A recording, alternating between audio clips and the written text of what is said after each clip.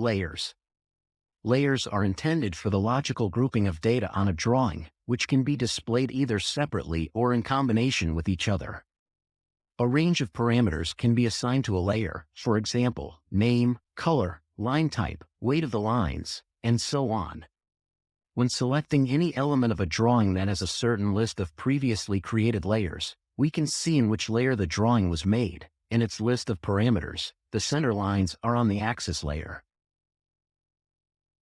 A major advantage of working with layers is that if it's necessary to add a new axis to the volumetric plan of a typical floor, it's quite labor-intensive, and we can simplify this by hiding, for example, walls, partitions, and then, on the cleared drawing, perform all the necessary work and afterward cancel the layer hiding command. Let's immediately note that layers 0 and def points are service layers. These layers cannot be deleted, so they will always be displayed in the dialog box. All parameters of each layer are editable. We can rename the layers. We can turn the layer off and on. We can freeze, lock, change the color, line type, line weight, and also adjust transparency and decide, will this layer be printable or not? Let's first look at the all tools that are in the layer group, without going into the layer state manager, and the first of them is turning off the layer. This command offers to turn off the layer temporarily. Let's turn off the axis layer. And we see that we've turned off this layer, and it temporarily disappeared. We can turn it back on and everything will return to its original look. The next command is freeze.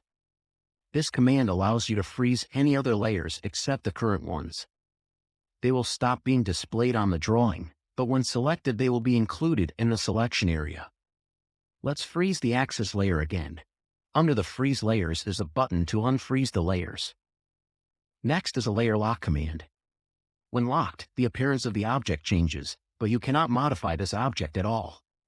For example, if there are objects that are strictly forbidden to move, such as walls or again axial lines, they can be locked, and they won't change their position. Lock the layer. Now we see that our axes are being selected, but we cannot perform any manipulations with them. Let's unlock this layer.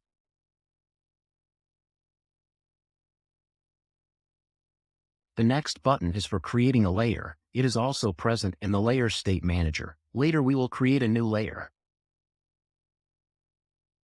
Make the layer of the object current. Now this layer axis will be the default unless we specify other parameter for it. Next, unlock, or rather turn on all layers that were turned off earlier. Unlock all layers. Layer matching the command offers to transfer objects to another layer. You first need to select the necessary objects. Let's transfer the axis layer to the walls layer. For this, we select this command, pick the object we want to edit, and then choose the destination layer walls. In this way, we can transfer the properties from one layer to another. The next command is previous state of layers. And the last is layer walk, which shows only the objects that were executed for layer bypass. Let's select axis again, layer walk. We see that the axes and walls remain because we transfer the wall properties to the axis layer. And all other layers stop displaying. Sequentially we can choose any layer and conduct various manipulations, and other respective drawing elements won't interfere. Now, let's move to the layer properties dialog box and let's figure out the next tools that are presented there. We can create a filter.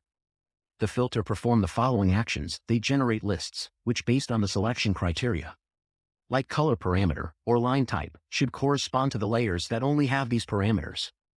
Let's create a filter. Let's name it New Filter. And now, we can set the defining parameter that must be present in any of the layers. For instance, let's choose the red color. For that, click in the area after the filter header and select red color. Now, let's finish creating the filter, and our walls layer got included in this list. To edit this filter, for instance, we want to replace red with blue. What's required for this? You need to right-click on the desired filter and click Edit Filter. Next, in the parameter selection dialog box, you need to choose the filter. That sets the color, change it to blue. Then, turn off the filter editing mode again. And now we see that instead of the red filter, we have the blue one, and all layers with this color are displayed. There's no need to create multiple filters. You can use just one, knowing that you can edit it and select the parameters you need. The next tool is layer states. By states, we mean saving, restoring, and managing layer settings. All parameters will be automatically saved. Now, let's arbitrarily set new parameters for the state. To create a layer state, we can use this button, Add Layer State, or right-click on Layer State and select Add. Let's title the state. In it, we'll save all the previous layer settings so that we have the opportunity later to revert from subsequent state to the previous view. Let's create a layer state again. Layer State 1. And now we can set all the parameters we need, for instance, make the dimension layer current, freeze a few layers, and lock some of them. After which, close the Layer Properties dialog box. With the help of the drop-down menu, we can switch from one layer of state to another. In Layer State 1, with the parameters we set, it will look as follows. In the state where we left all layers unchanged, it will have the original appearance. Now let's try to create a layer group. This tool allows you to group layers together. For example, when you need to change settings for a large of list layers simultaneously. We'll name it Group. And in the next Group dialog window, we can add layers that we want to see only in this group, using the plus sign in the first column of parameters. Next, close the window. And afterward, in the same drop-down menu, we can automatically turn off all the layers that were added to our group. We can also freeze them, lock them, and exclude them from printing. Another advantage of the following dialog window is that we can search for a specific layer using the layer search if you know its exact name, and find it from the entire list. You've probably also noticed the tools that are located in the drop-down list.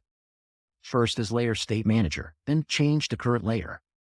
This command also allows you to transfer properties from one layer to another. Let's transfer properties from the wall layer to the axis layer. In the command line, you can also see the actions that were performed. 2 objects were transferred to the axis layer, and it's set as the current one. Next, copy object to a new layer. We can copy objects. First, choose what we want to copy to another layer. Then we select the layer on which the objects will be copied. The next step is to specify the base point, and then we set the displacement. Next, merge layers.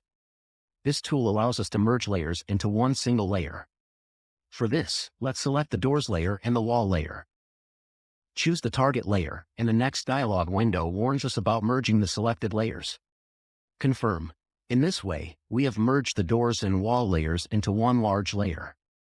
We'll discuss how layers are displayed on the viewport a bit later when we study the section on sheets and printing.